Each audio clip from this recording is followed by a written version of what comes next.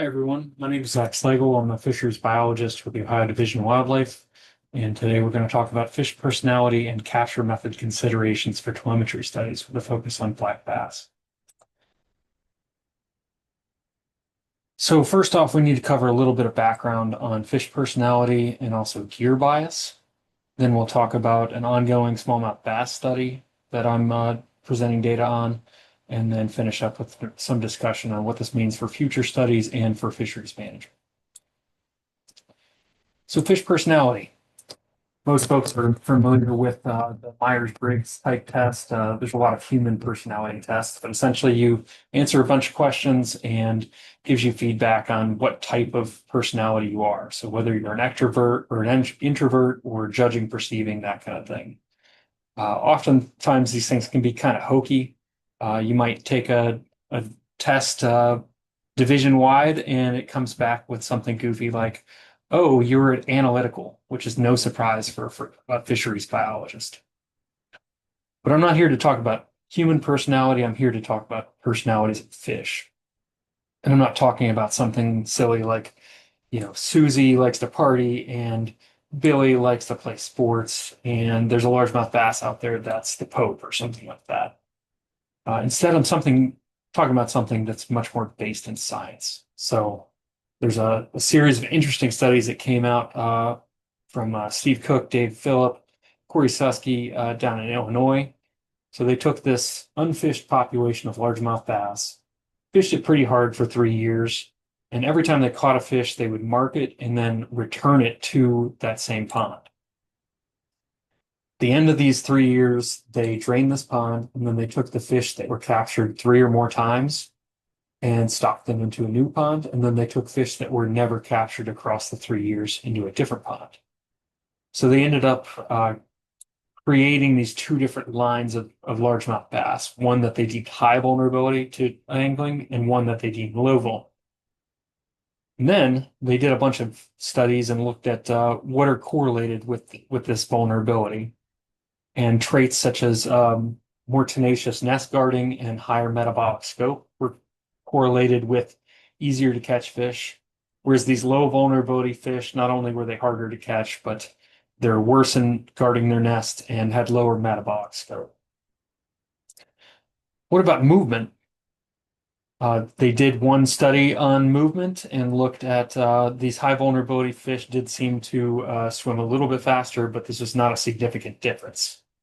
So no big differences in movement. However, the authors mentioned that the study system was small enough that they may not have been able to observe those differences. Now let's shift gears to gear bias.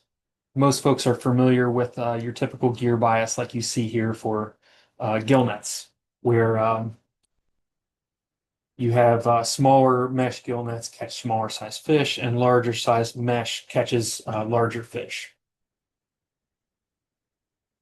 Now, what's not always apparent, and of course, we can break those gears down into passive gears like angling here, where the fish has to take an action to encounter the gear, like this bass biting on this lure. Or we can have active gears like trawl, where typically the gear is being moved to encounter the fish. And it turns out that these gears, so passive gears like hook and line, gill net, trammel net, and trap net, and then active gears are things where we're moving the gears. So trawl, seine, and electrofishing are typical active gears. There's been a couple of interesting studies that look at the personality bias or the selection bias by these different gears. One by Diaz-Polly et al. 2015 took gobies and then ran them through a simulated trawl on the left and a minnow trap on the right. And they determined that bold individuals were more likely to escape the trawl, but were more likely to encounter the trap net. So there was a clear selection bias in this study. In a different study, this is the only study that I've found where they compared movement rates between two different capture techniques. So this is done on Atlantic salmon smolts in Ireland. They typically catch them for telemetry studies using trap nets like this or a weir. whereas they were testing out angling and comparing differences between these two. And they found that between these two capture types, there were no differences in survival or time to immigrate, which is probably a good sign for a lot of our telemetry studies. In general, these studies tend to find that passive gears select for bold individuals that are willing to bite on a lure or encounter a net, versus active gears tend to favor more shy individuals that maybe don't want to burst swim away from the active gear. So let's talk about some actual data that we've collected. For this project, this is an Ohio Sea Grant funded project where we've tagged over 200 smallmouth bass in Lake Erie. If you'd like to learn more about this project, go see my other talk in this conference. In general, we tagged these 200 fish all across Ohio waters of Lake Erie. Obviously, this is a very, very large lake, so they're not really limited in movement. And we're tracking these fish using the Great Lakes Acoustic Telemetry Observation System, or GLaDOS platform. We split capture methods between angling, so we'd go out with volunteer anglers. They'd take us out, help us capture fish, and then we'd do surge right on the back. And then we'd also use an active method of electrofishing. And we were able to split up these capture methods pretty evenly, almost 50-50 between the two methods. Just breaking down, so this project is very early on. We still have another 2 to 3 years of data to collect. But I'm just going to show a couple of very brief summaries.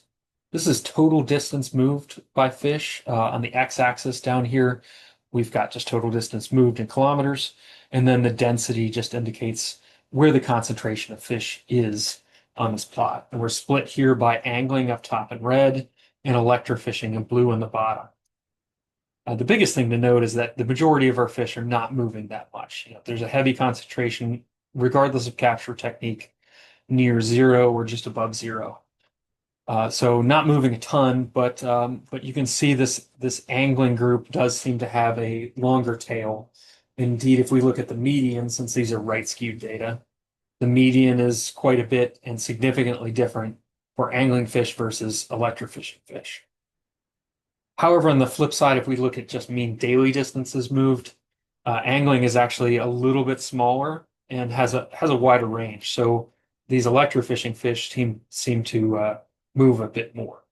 So we're seeing some conflicting results from this study. Part of this could be because we only have a year's worth of data for a lot of these fish, but we're still collecting data and still considering what the results of this study might be. So wrapping up, I do think, regardless of what comes out of this project, we need to consider bias more in our telemetry studies. We already know that passive versus active sampling gears do select for different personality types, and people should consider multiple capture methods. However, I recognize that that's not always feasible. Sometimes in a lot of telemetry studies, we're just doing anything we can to capture the fish, so this might not be possible. And as far as management goes for black bass, it does seem like angling might target these long distance movers more than the relatively stationary sedentary fish. These long distance moving fish may be more important for making connections between subpopulations, as far as genetic goes, or replenishing overfished areas, even if it's catch and release mortality. And these long distance movers may play an important role in the population. With that, I've got a ton of anglers to thank that have helped us tag fish.